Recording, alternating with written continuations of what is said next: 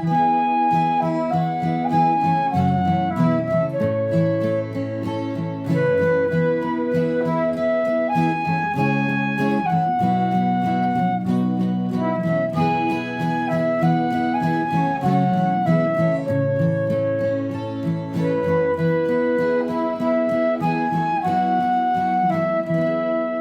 session 6 of How Jesus Changed the World.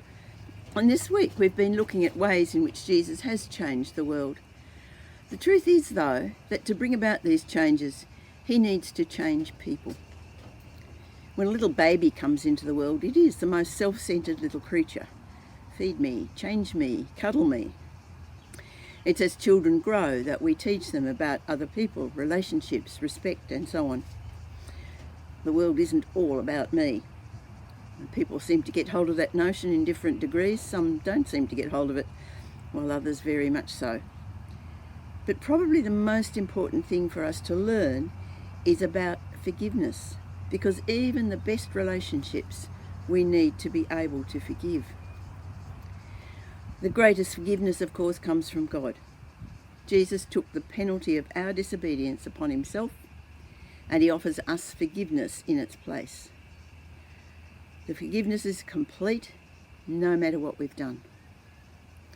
I was hearing the story the other day of a guy who was brought up in the church. He knew all about God. In his teen years, he sort of drifted away. In his 20s, he came back and he actually made a commitment to God, to Jesus. He met a girl and they began dating. And then the girl came to him with the news she was pregnant. They didn't know what to do. But after talking about it, they both decided that they would abort the baby. They went ahead with this plan, and he was racked with the most awful guilt. He said, "I've taken a life. I'm a murderer." The relationship with the girl broke up, and he began to try to cover over his feelings with alcohol and then drugs, got absolutely hooked on cocaine, began to sell it because he needed that to keep up his habit. And his life just went completely out of control. One night he was out with his mates and they were taking cocaine, and he took an enormous amount. And they all went back to the mate's place, and eventually all of them went to sleep except him. He couldn't.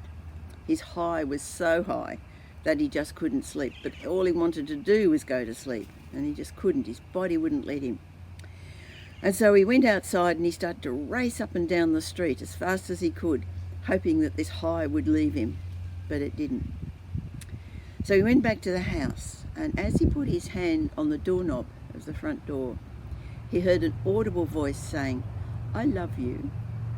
I forgive you." He went inside and he lay down and he said, "God, if you're real, let me go to sleep." And he fell into the most deep and peaceful sleep he's ever had in his life. And when he woke up, he felt the whole weight of guilt had been taken from him. And he knew that forgiveness had real power. It's when we know for ourselves that God loves us and that his forgiveness absolutely sets us free, that we have the tools then to bring change into the world. John 8:36 says, "If the Son sets you free, you shall be free indeed." To know his forgiveness, we need to acknowledge our wrongs and hand them up to God, and that's when we can receive that complete forgiveness. So much of the world's problem is built on unforgiveness. The divisions in Ireland, the divisions between Sunni and Shia Muslim, the basis of civil war. It's all about reconciliation. The message of the gospel is that Jesus came to reconcile us to God. But it doesn't stop there, because the outcome of that reconciliation needs to be reconciliation with one another.